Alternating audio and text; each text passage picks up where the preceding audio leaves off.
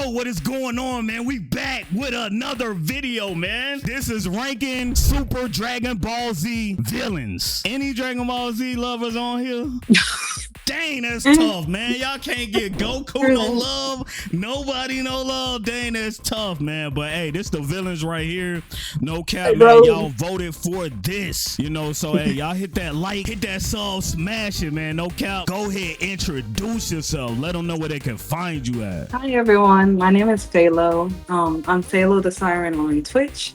You could find me on all platforms. It's either Faylo.music or FaylotheSiren.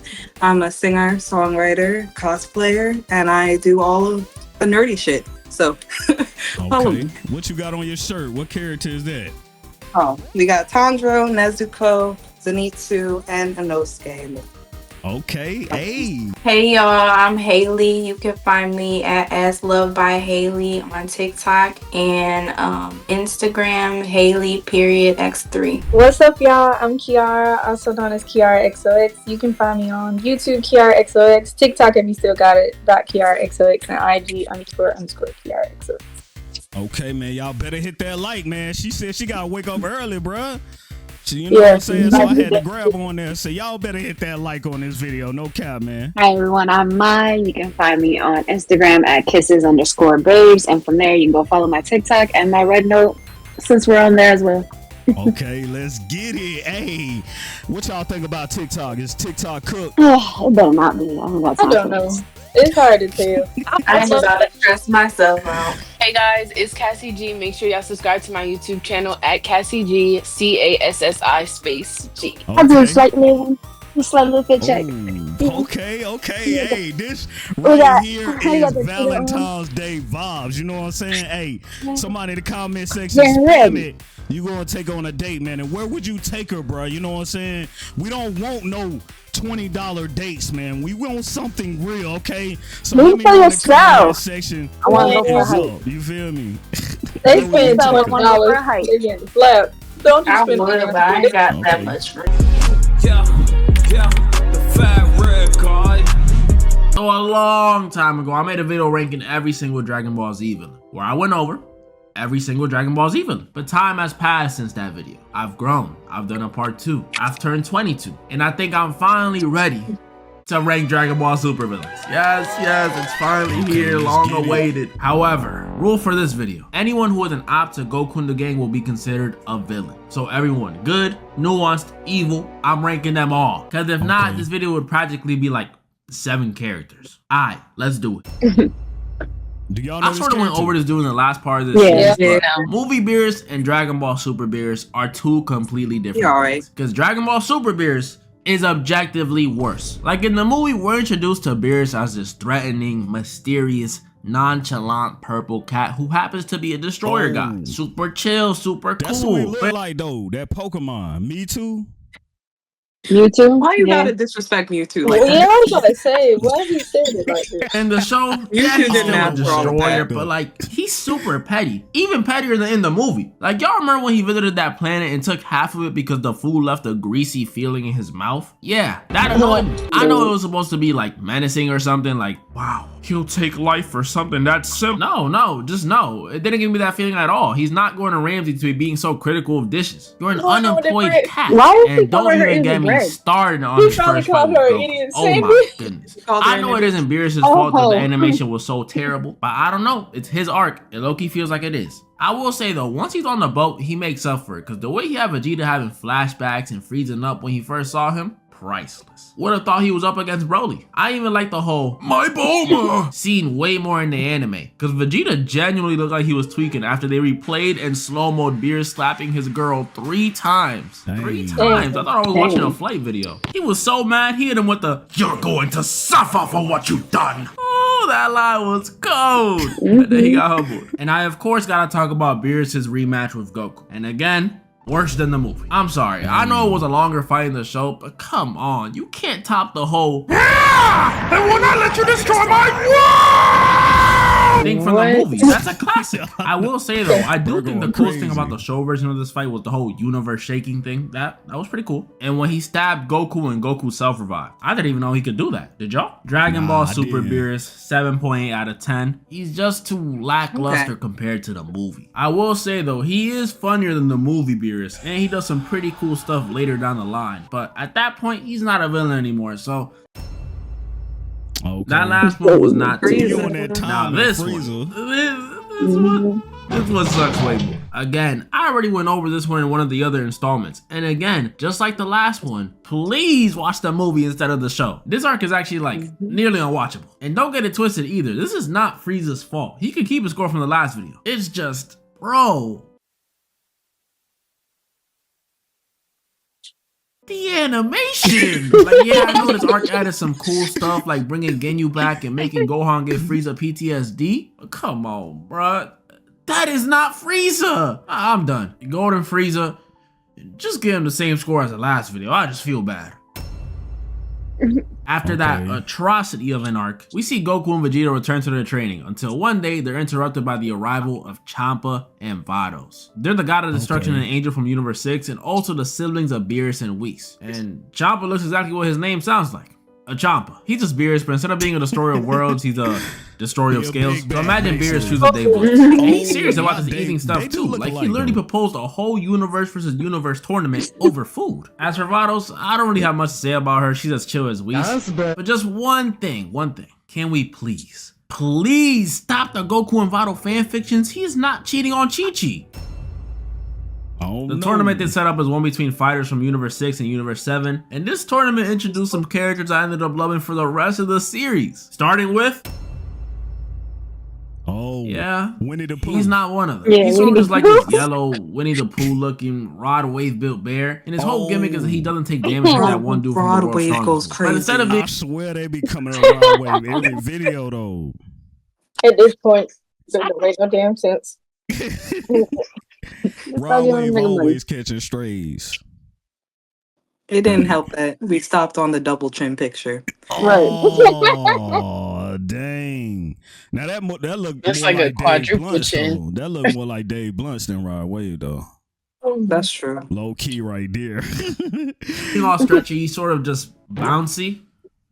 Alright, I didn't really care about this dude like that, and clearly the show didn't either because Goku just tosses him out the arena after 2 frames of fighting. But the next opponent Goku faces is a little more interesting.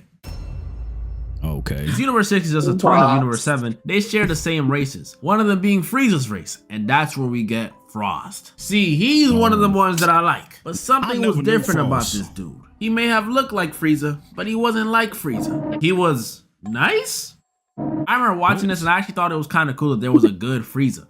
He don't be calling them monkeys, and orphans, and he's not racist. This was insane. But sometimes the kindest looking people be the most wicked. Because this dude Frost turned out to be a D1 capper. First time was when he lied about his final form, which is like, alright, could be a battle strategy, so we could let it slide. But after defeating Goku and getting caught cheating in his fight with Piccolo, that's when all his lies unraveled. Turns out this man Frost is a con artist. He does actually stop wars like he claimed, but the thing is, he's the one that starts them. And y'all can let me know if I'm tripping, but this made me like him more as a villain. Yeah, a good Frieza would be cool to see, but someone pretending to be good only to turn out being just like Frieza, minus the racism, is even cooler. Y'all see what I did there, cooler? Frost gets defeated by Vegeta, which should have happened in the last arc, and then he gets beat up again by someone in this arc I cannot wait to go over. But first, after defeating Frost, Vegeta's next fight is...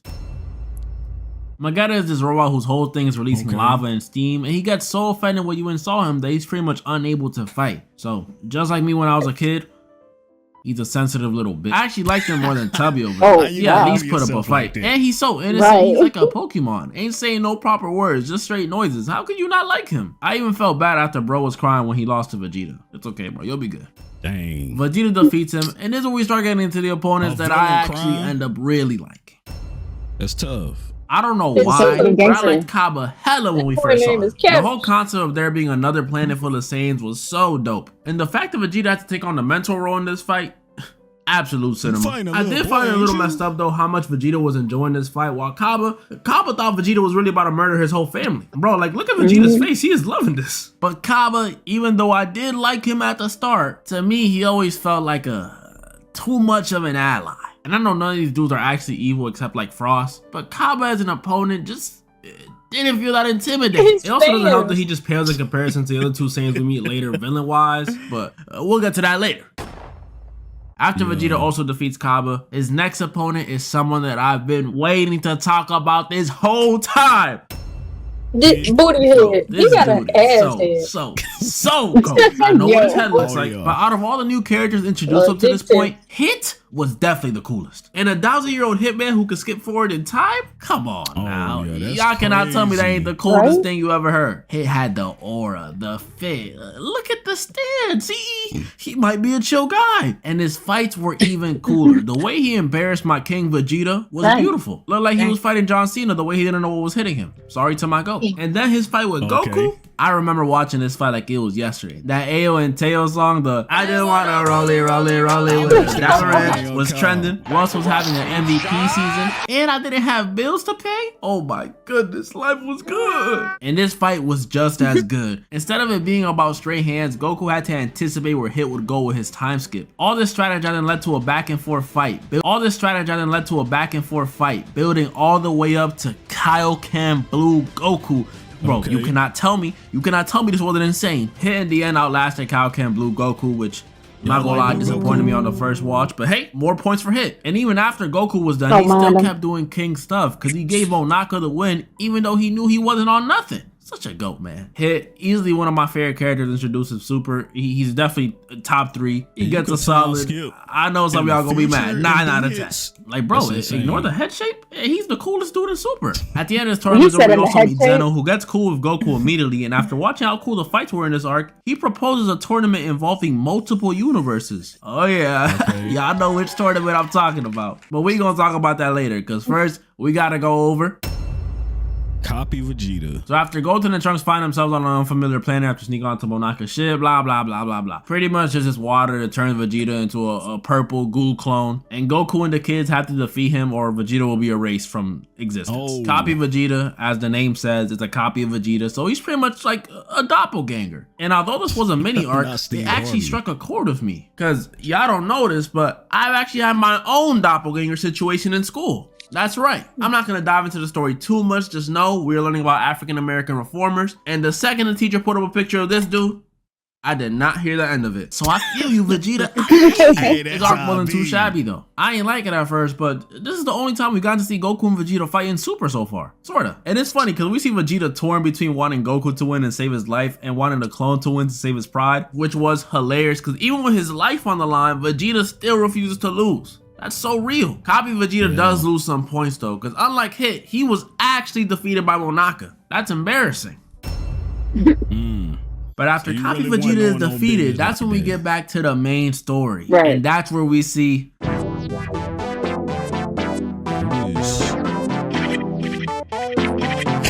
the drink, aka Future Trunks, who's... Oh damn. Hold up. What happened? We cut to Future Trunks whose timeline has been once again left in destruction and chaos. Kinda looks at Detroit, but the one responsible for destruction this time around was not an android, was not a perfect life form. It wasn't even someone who you would imagine is evil. Instead, was a familiar face. What the hell was that? Goku Black.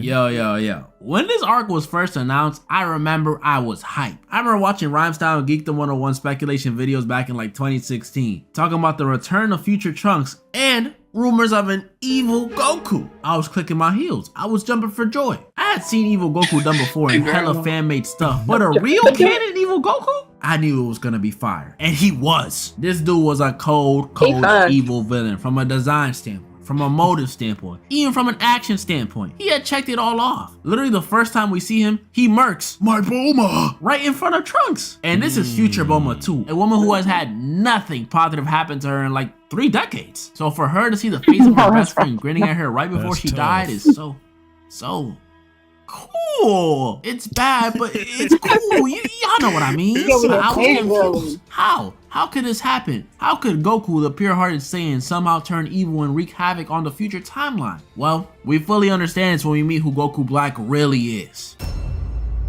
Yep. Zamasu, a Kai from Universe 10 who, after overseeing mortals for years and years and years and years, came to the conclusion that they're far too dangerous to let them run loose. Dude must have flown over San Francisco and said, yeah, I've seen enough. And after fighting Goku and obviously losing, he decided he needs to wipe every single one of them out. So he gets the Dragon Ball, steals Goku's body, teams up with another version of himself, kills every Kai across the multiverse, and starts his Zero Mortals plan. Boom, that's how we get Goku Black. And y'all can let me know if I'm bugging or not. I don't like Zamasu nearly as much as I like Goku Black. And by nearly, I mean it's not even remotely close. Like, I know they're supposed to be the same person, but no.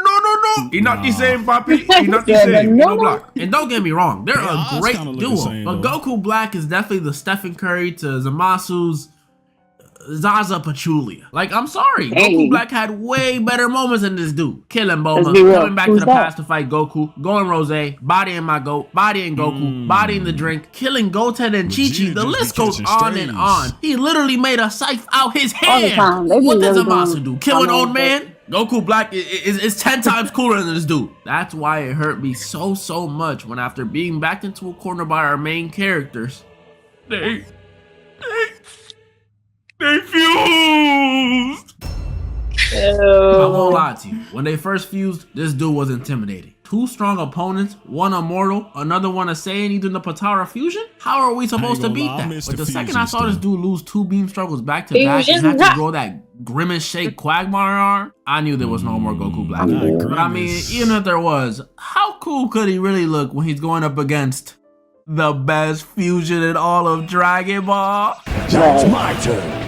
Hold up. Hold your comments, Gogeta fans. Relax the thumbs. I'm gonna get to this whole fusion debate later when I go over Broly. Alright? Calm down. Vegeta hops out and immediately proves why he's the best, straight embarrassing Zamasu. He even made him cry. And you know you're getting whooped when you have to try and grow bigger to beat your opponent. Pathetic. But of course, to give weak little Zamasu a chance, they had to retcon my boy Vegito. After hitting the cleanest final Kamehameha, Vegito's about to hit Zamasu with a cleaner right hook. And then they defuse. Dang. This got me so mad when I was younger, but I get it now. In most games, like let's say COD or in 2K, where there's a gun or a jump shot that was too broken, too stylish, it would have been too easy. Just overall better than Gogeta. What would they do? That's right, they would nerf it, try to make it weaker, give it limitations. And that's exactly what they did to my GOAT. Not only did they make it so now he has a time limit, but just like those crop vest wearing dudes, you gotta limit the amount of energy you can use. I was mad about it, but I'm chilling now, I understand. You can't let him outshine the competition too much. After defeating, Goku and Vegeta get decked by Zamasu and Trunks has to finish the job by himself. The last, 12 people on Earth give up their energy to power up Trunks and help him slice Zamasu in half. Peace has been restored to Trunks' timeline once again. Or at least it looked that way until this sore loser Zamasu decides to become the whole universe. Come on, bro. I get mad when I lose too, but I always refrain from doing that. Goku called in Zeno to clean up the problem, but instead of erasing specifically Zamasu, he erases Trunks' entire timeline, pretty much leaving Trunks and Mai homeless. That's what we doing to Trunks now? Merge Zamasu, 9 out of 10. Yeah. He's a whiny baby, but his whole embodiment of justice thing is kind of cool and twisted. And he gave us Vegito. What more could I ask for? Regular Zamasu, 8 out of 10, but like a low 8. Looks like a green-skinned lesbian who works at Hot Topic. Damn. I don't know. The only reason he gets to keep an A is because he's the whole reason the arc started. That's the crazy thing. As for Goku Black, come on, dog. Bring it in. Easy, 10 out of 10. After the defeat of Merge Zamasu, we see all the universes making preparations for a tournament. A tournament that I mentioned earlier. A tournament that Goku and Zeno may have made. A tournament of power. Tournament of power. The tournament starts and it's immediately active. We see immediately 2 fodder characters get eliminated in this fairy girl from Universe 10 and this Goomba face ponytail dude from Universe 4. Oh, we don't make eye contact and keep it stepping though, because this is where we get our first real fight when Goku is confronted by Bergamo, Lavender, and Basil. They're the 3 big bad wolves of Universe 9, and I like these dudes. The yellow one was the lamest, and even he was cool. He had the cheese touch. The red one was kicking stuff like he's in blue lock. And Bergamo, he was clearly meant to be the strongest, but let's be real, he's really doing it for the fashion. Look at the scarf. The trio jumps Goku, but Vegeta jumps in to help. But Vegeta jumping in leads to the entirety of Universe 9 jumping in to jump Vegeta and Goku. Alright, y'all, come on. I know y'all weak, but this is some loser mentality. Goku and Vegeta make light work of all the Universe 9 sidecasts. Even this Jimmy Hobbs one. Ugh, don't pose up like that. And after a beam clash with the trio The Danger, they win, eliminating all three of them and leading to Universe 9 to be erased from existence. Yup, the stakes are high for this tournament, baby. That was only the beginning. The tournament continues, and after seeing some other side characters get eliminated, and seeing Krillin get sneaked by no other than Frost, okay, might have to add half a point for that. Okay. That's cold, Frost, that's cold. We see this pig sumo dude get eliminated by no other than... she's one of the two other Saiyans I mentioned earlier. The other one being... oh yeah, she bad. Also, like Kaba, I like these two from the jump. Khalifa is the more outspoken of the two and clearly a prodigy because she unlocks Super Saiyan in like 2 seconds. And when we see her up against Goku, we see how similar she truly is to Goku and Vegeta because this girl Khalifa was fiending to fight Goku. Telling him to show her God Ki, telling him to show her Super Saiyan 2. Like, relax, at least take him out to dinner first. This is exactly why y'all gotta be careful with them aggressive. One moment they glazing you, the next moment they beating on. Anyway, while Goku and Khalifa are fighting, in the back we see timid Kale just watching. She tries to get involved by popping a ki blast at them, but Goku deflects it and tells her to cut that weak stuff out. And I don't know if it's jealousy or like some form of insecurity, but this girl Kefla starts tweaking out and breaking down. And worst of all, she's blaming Goku. This is like if I got mad at my friends because I can't hang with them in basketball, so I just shot up the courts or something. And although Kale may have looked like a timid, weak Saiyan a second ago, this girl was secretly the Incredible Hulk of Universe 6. Because in her rage, we see the arena change colors twice. And y'all know what that means. This girl Kefla turns out to be the female version of Broly. When I first saw this, all I could think was, dang, what kind of material is that skirt? She at least tripled in size. This transformation got the attention of everyone, but Kefla had her sights on Goku. She goes up talking about some Goku, the story of lies, Goku the ruiner. Like, damn, I didn't know it was that serious. Kale starts rampaging, eliminating a couple players in the process. And I can't lie, this is so cool. Look at her walk through the Kamehameha. That's what Broly did. All this commotion was enough to wake up the one and only... I'll get to him later, but for now, we see him absolutely style on Kale. Not eliminating her, but knocking her out. So don't worry, we'll see more Kale and Khalifa. After the rampage, we see a few more people get eliminated by Roshi, by Frieza. We even see 18 and Kale and Khalifa get some action against Universe 11. And Kale learns how to control her Super Saiyan power. Rocking that beast go on here. Keep that in mind for later. But after the match with Universe 11, this is when we meet everyone's favorite character from the tournament. It looked like Peaches. And her two friends. These three are like the comedic relief and Sailor Moon type characters in the tournament. And before I continue talking about them, I want to preface this by saying I'm not fat phobic and I'm not a misogynist. Alright? I got fat friends and I love my mom. But when I tell you, I just to say, hated Ribrianne when I first saw her. I'm not joking. Which is ironic because her whole thing is love. But her design, her jokes, her voice, her powers, her design. It was all so annoying on the first watch. But on a second watch, she's not that bad. I'm not saying she's good though, relax. I'm just saying back then the situation was different. I used to wait a whole week to watch one of these episodes. And when I would load it up and see this morbidly obese, blue-skinned Powerpuff Girl talking to me about love for 22 minutes, it would get a bit frustrating. But on a binge watch, her and her trio aren't that bad. Rosie's got my favorite design out of the three, and Konkusa, whatever her name is, she got that whole feral crackhead fighting style. It was pretty cool. I liked her. She's also the first of the trio to get eliminated by Android 17. One of the coolest ways to go out, so you know, that's not that bad. But this elimination made Ribrianne furious. And after some back and forth 2v2 with 17 and Goku, Ribrianne stops the fight after realizing, yeah, we probably gonna get whooped, so they agreed to fight later. But what they didn't know is their fight later will lead to one of the greatest fights in Dragon Ball. But that's for later. During and after this whole Ribrianne thing, we see a lot of people get taken out, eventually leading to also the erasure of Universe 10. This one made me a little sad. Just a little. But a little after that sadness, we also get a great fight in Hit and Goku versus... As you can tell, he looks just like Beerus, but instead of being a cat, just like Beerus.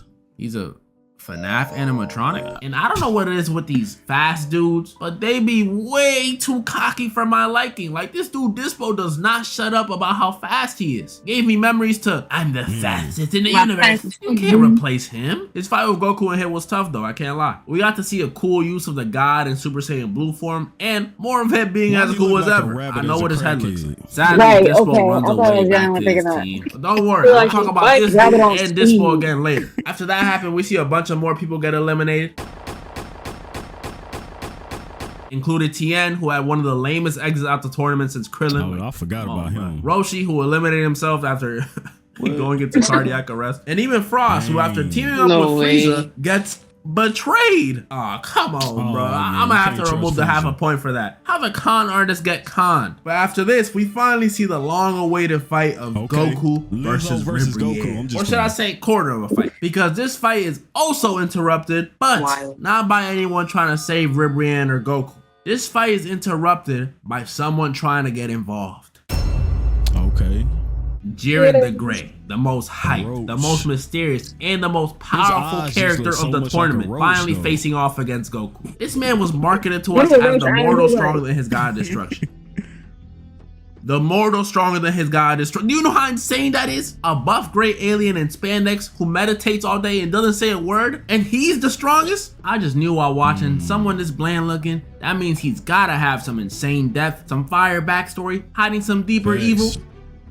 No, this dude is just strong. We see his backstory later and I'll explain that then, but during this first fight with Goku, we see nothing. Goku practically fighting an unbreakable wall in tights, but it was still fine. Goku runs through his base form, Super Saiyan 1, 2, and 3, God form, and Super Saiyan Blue. Nada. Nothing was working against this dude. It got to the point where Goku charged the movie trump card, a spirit bomb against this dude, amping it with Blue Kaioken on top of that. But in the biggest turn of events in Dragon Ball history, Goku hits Jiren with the spirit bomb, and Jiren pushes it back. What? We had never seen something like this before. This had me flabbergasted on the first watch. I knew coming into the show that Super is a prequel to the end of Z, and I still thought Goku was gonna die here, because he got hit by his own spirit bomb. That has never happened. Everyone was shocked. It looked like Goku was dead. A few more seconds and Gohan would have gone beast. But then, we see it.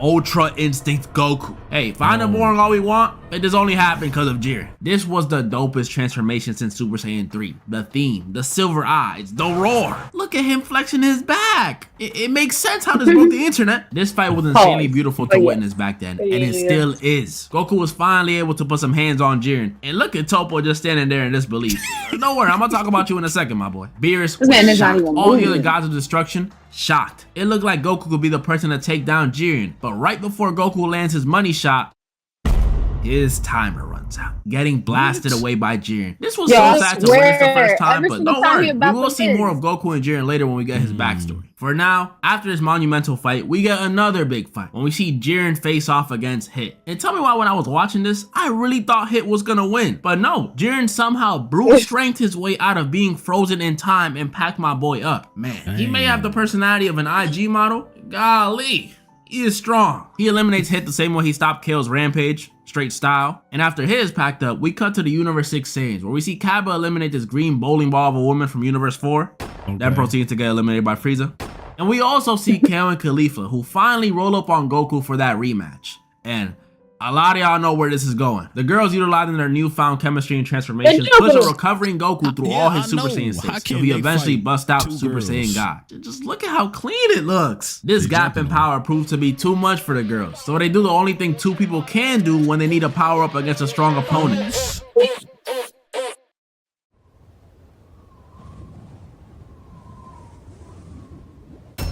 Taking a page out the GOAT's book, Kale and Khalifa fuse into Kefla. And I'm not gonna hold you, this is my favorite character from the tournament. I know, I'm such a feminist, but I'm just being honest. Kefla was powerful, cocky, and intimidating. I mean, look at Goku's face. He felt the power.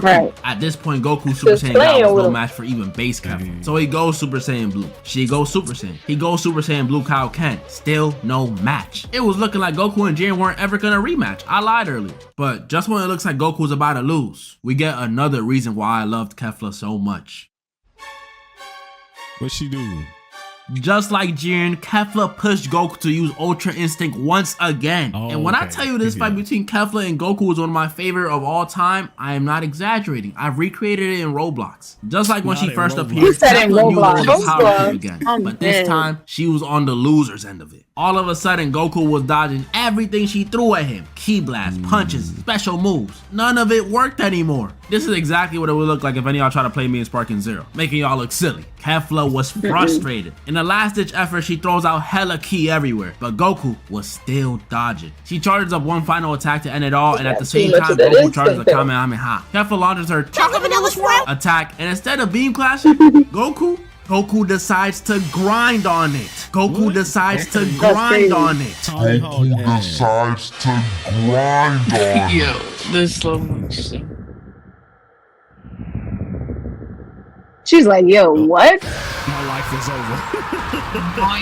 This blast was so Damn, crazy, they bro. Why replayed he it set 3 her off times. like that? 3 times. Thought I was watching a flight video. Up close.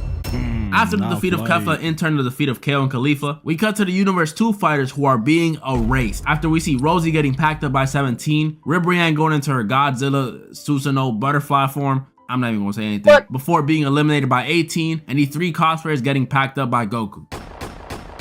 But it doesn't end there, cause we see the same thing for Universe 6 and 4. Gohan and Piccolo defeat these 2 Universe 6 Namekians, which by the way are so cool. They're literally the entirety of Namek merged into 2 warriors. It's like that one Namekian from Dragon Ball Multiverse. But with them gone, it leads to Universe 6 being erased. And then for Universe 4, after Piccolo takes out 2 of the 3 remaining fighters before being taken out himself, the 3rd one gets eliminated by Android 17, leading them to also being erased. Not gonna lie, Universe 4 gotta be so my many least of favorite them get universe at the whole erased. tournament. And that's a Right. lot, because 4 is my favorite number. These 3 universes being erased in such a short amount of time means only 3 other universes remain. Universe 3, 7, and 11. But before we get to the big fights between Universe 7 and 11, we gotta talk about the literal big fight in...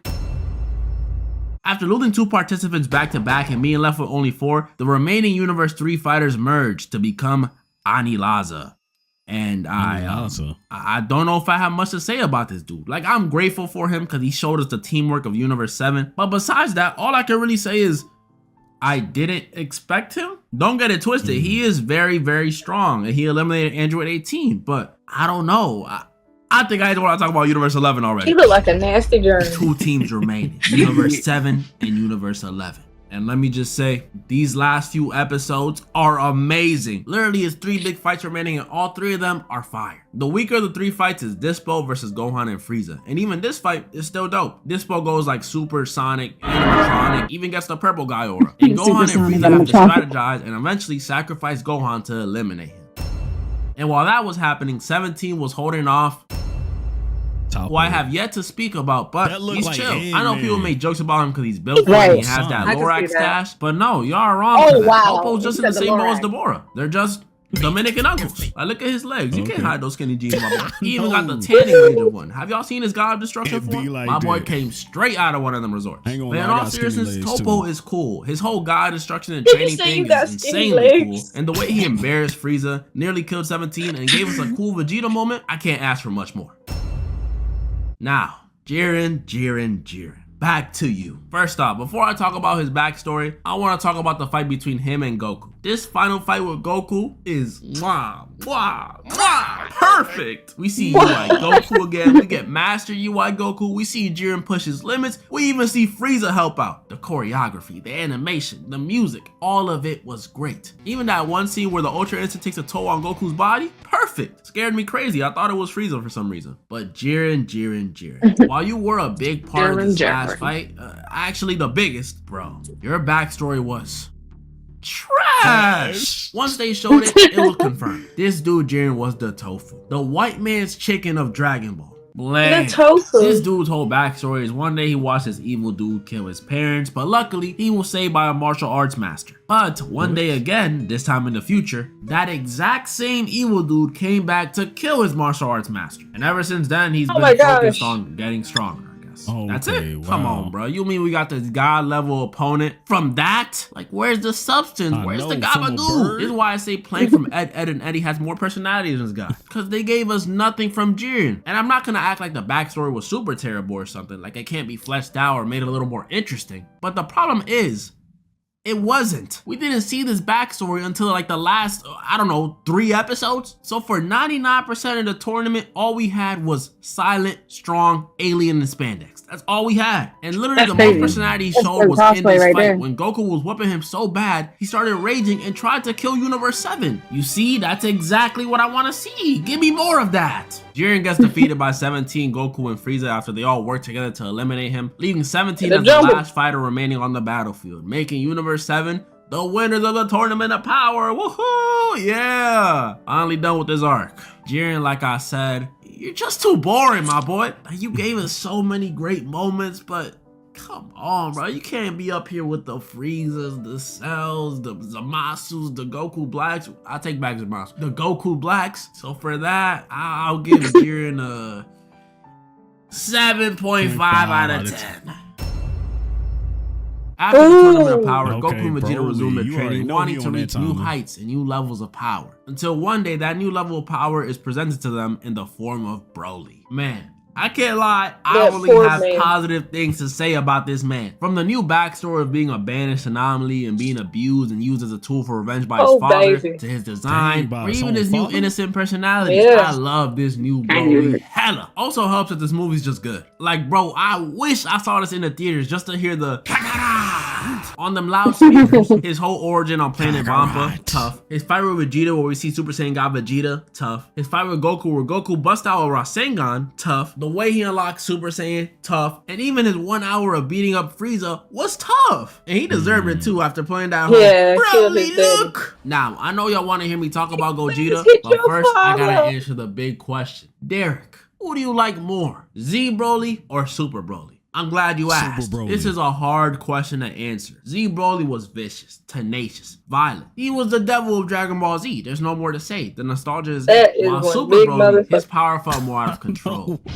We spent more time with him, connected with him. And, you know, he actually had a backstory that wasn't about hating another baby. So who do I like more? You know, I'll put it like this. If we're counting only the first Z movie, I like Z Broly more. Because in the second one, he starts to only say Kakarot when Kakarot wasn't even there. Like, did that comment make him slow or something? And then his third one, it's Bio Broly, bro. So that's it. Counting only the first one, I like Z Broly more. Counting all 3, I like Dragon Ball Super Broly more. I mean, Super Broly gave us something Z Broly could have never. A fight with Gogeta. Well, well, well. We meet again, my vest-wearing friend. Now look, I don't hate Gogeta. The fights in this movie with Broly were amazing. Even this fight with Janemba from the last video is peak. But y'all Gogeta fans, oh my goodness. Gogeta has 2 wins while Vegeta has none. Therefore, Gogeta top fusion hands down. Gogeta better than Vegeta. Although as a sub till you called Gogeta the second best. If you think Vegeta is better than Gogeta, you're just as smart as Kanye. Look, say what you will about Gogeta versus Vegeta. That's crazy. No way. Gogeta still got 2 more wins though. And it goes on and on and on. Let me break it down to you. Gogeta's first win was not canon. It does not exist. It's the same thing as me hopping on Dragon Ball Sparking Zero and whooping Gogeta over and over and over again with Vegeta. Do any of those wins count? No, because it's not canon. And now his second win against Broly, bro, that was a win? Gogeta hit Broly with the Soul Punisher, a move that cleanses all evil. Hence why it killed Janemba and turned the dude that was Janemba back to normal, right? Keep walking with me. Now, in Gogeta's mind, at this point he should know this dude Broly is not evil. He's just a Saiyan that was being used and abused by his father, had a rough upbringing. He literally grew up in the hood of space, and he didn't even know what water was. And what does he do? Dang. Still attempts to kill him. This is an innocent man. And even then, he fails at that. Because after Lemo and Chilai collect the Dragon Balls, they wish for Broly to go back home right before Gogeta's Kamehameha hits Broly. And don't give me any of that, oh, he would have won. Because when we Vegeta fans say that for Super Buu or Zamasu, oh, but that's not what happened, is it? So stop it. Stop it. My point is, look. Like who you like, both of their records are 0 and 0. I just showed that to y'all. But just don't make us Vegeta fans feel stupid just cause We like the best one. Don't make us feel bad. After that insane Gogeta versus Broly fight and Broly being wished back home, we see Frieza about to eliminate Chila and Lemo. But Gogeta stops it. Wow, he's buddy with Frieza and beats on the mentally challenged? You Gogeta fans might be right. Gogeta might be the best. Dragon Ball Super Broly. Easy. 12 out of 10. Or at least 11. He got some nice form. That's some one strong cool lore. motherfucker. And he got that special edge strength. Yeah, I know what I'm talking about. But don't worry, that's not our last time seeing Broly. We see him in the next movie, which is also featuring Bananas. Oh, how my glorious king has fallen. After the revival of the Red Ribbon Army, the grandson of Dr. Gero is enlisted to design some new androids. Gamma 1, Gamma 2, and one bioengineered threat, Cell Max. And since Goku, Vegeta, and Broly are off planet training, that means this is a Gohan and Piccolo movie. And I love that. I'm not gonna say it's better than the Broly movie, but I liked it. We see Piccolo get a new form of light green Piccolo and orange Piccolo. We meet the Gammas who are both cool. I like Gamma 2 the most. Gamma 1 is always so serious. We see Goten and Trunks finally grow, and we finally get some Gohan love when he unlocks Beast Gohan. Bro, when I first saw the leaks for this, I was geeked. I know I'm always talking about Vegeta and Vegito, but Gohan really is my favorite character in Dragon Ball Z. Probably my favorite character in all of anime, next to Sasuke. Don't hate. So seeing him get a new form and it be modeled after the original Super Saiyan Goku design, I can't ask for more. Like, come on, bro. He's so cool. Look at the way he handled Cell Max. And speaking of Cell Max, I'ma just say, the dude wasn't a good villain. I'ma just say. First of all, he's based off the worst version of Cell, his second form. He too damn big. In that form was feed for Android 18 and complain about being so weak compared to Vegeta. Second of all, he's just a mindless brute. He can't control his power or his aggression. Yeah, he went out there like he's Draymond Green or something. He's just a mindless behemoth. That's what it is. Gohan defeats him with a special beam cannon. Like, oh my god. Yeah, he does. He looks like a big ass. Sadly, we did lose my favorite Gamma 2 during the fight. But it's okay, because we can rebuild him. Right, guys?